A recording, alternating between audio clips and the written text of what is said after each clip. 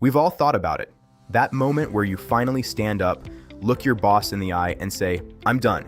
But these people, they didn't just quit, they made it an event. Today, we're looking at the most legendary I quit moments in history. Sometimes a 2-week notice just isn't enough. These stories are about the people who left with a bang, a band, or even a cake. Let's dive in.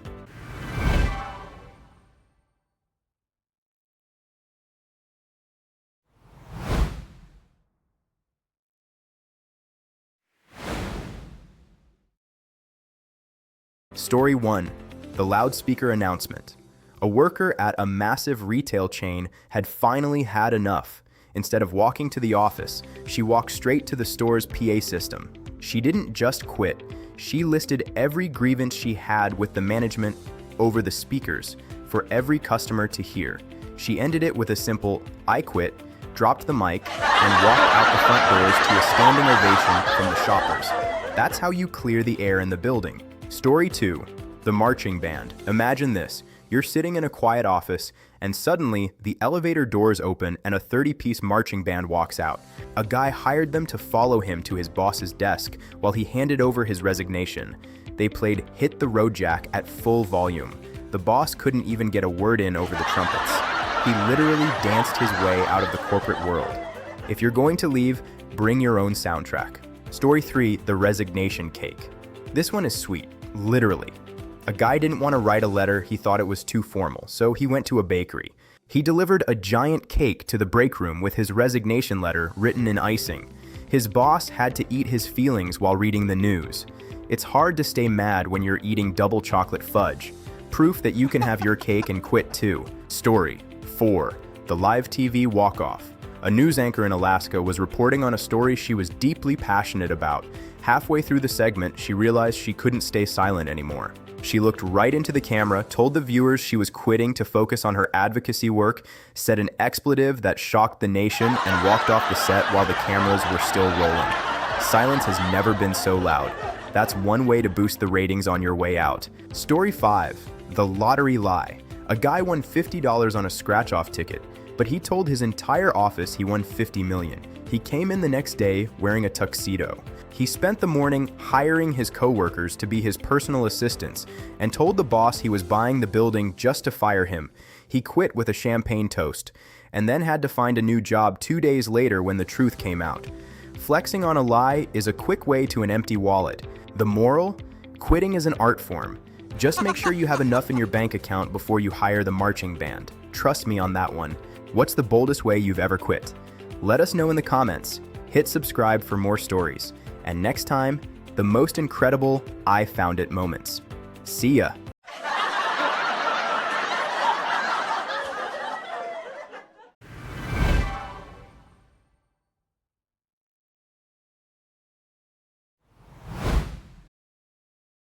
Have you ever found $5 in an old pair of jeans and felt like you won the lottery?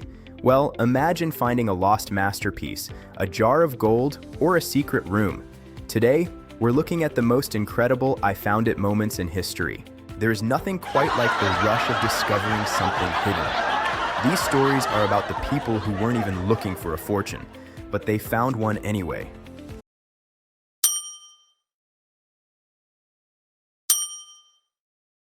Let's get into it. Story 1. The thrift store masterpiece. A man in Pennsylvania bought a framed painting at a flea market for $4. He didn't even like the art. He just wanted the frame.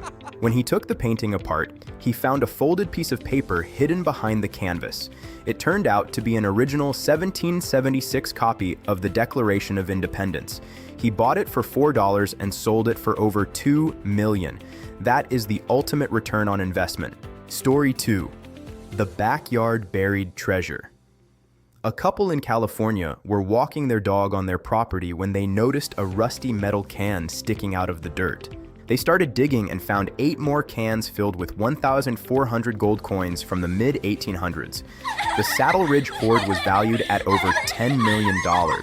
They had lived there for years and had no idea they were walking over a literal gold mine every day. Check your backyard, folks. Seriously. Story 3. The secret room. A couple was renovating their new home when they pulled back a built-in bookshelf and found a heavy steel door. It looked like a vault.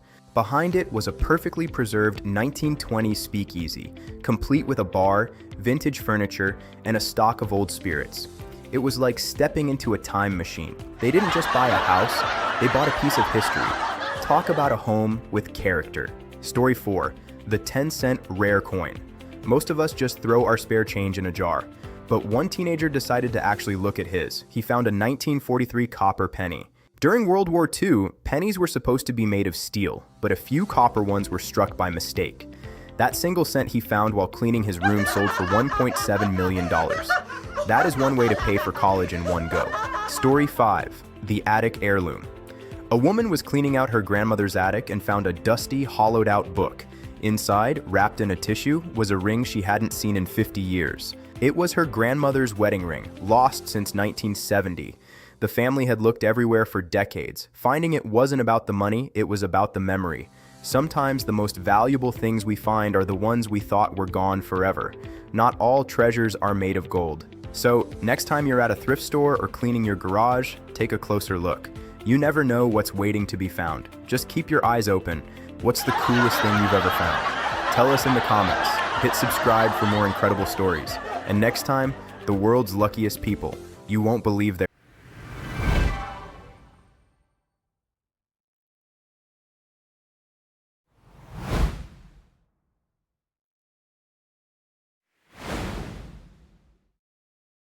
Some people think of comebacks later, like hours later.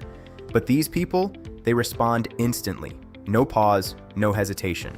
In this video, you'll see perfect comebacks at the perfect time. And trust me, the last one, that one shocked everyone in the room.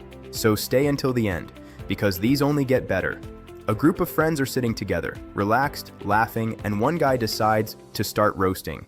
He looks at his friend and says, "Bro, you've been going to the gym for months and still look the same." Pause. Everyone reacts.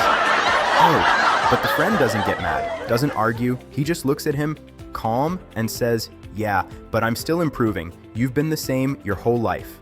A pause, silence, then everyone loses it. That wasn't just a comeback, that was a reset. A student walks into class late. Again, the teacher looks at him and says, "Nice of you to join us." Pause. Class already knows what's coming. The student walks in, sits down, and without missing a beat says, "Yeah, I like to make an entrance." Pause. Now even the teacher pauses, trying not to react, trying to stay serious, but the class already laughing. That was timing, perfectly executed. This one happens online. Someone posts a picture, just a normal post, and then a random comment appears. "You really thought this looked good?" Pause. Now that could go bad. Most people would argue, defend, explain, but not this person. They reply with one line, "No, I just thought it would bother you." Pause. And just like that, conversation over. No argument, no explanation. That wasn't defense, that was control. A guy tries to roast his friend in front of everyone. He says, "Bro, you always broke," laughing, trying to get reactions, and people do react. But then his friend responds instantly, "Yeah, but I don't owe anyone money like you." Pause. Now everything changes, energy shifts, because that one hit real. The first guy laughs, but it's different now, forced, because everyone knows. That comeback was not just funny, it was accurate. This one is next level. A guy is in a job interview, serious setting, professional. The interviewer looks at him and says, "Why should we hire you?" Pause. Now that's a standard question. Most people give a safe answer. But this guy, he pauses, smiles, and says, "Because if you don't, your competitor will." Pause. Now the room changes. The interviewer leans back, thinking, because that answer, confident, direct, different. And then he adds, "And I'd rather work here." But pause. That wasn't just a comeback. That was a decision moment. And yeah, he got the job. If there's one thing you learned today, timing is everything. The right words at the right moment change everything. If you enjoyed this, hit subscribe for more stories like this. And trust me, the next video, showing off goes very wrong. You don't want to miss it.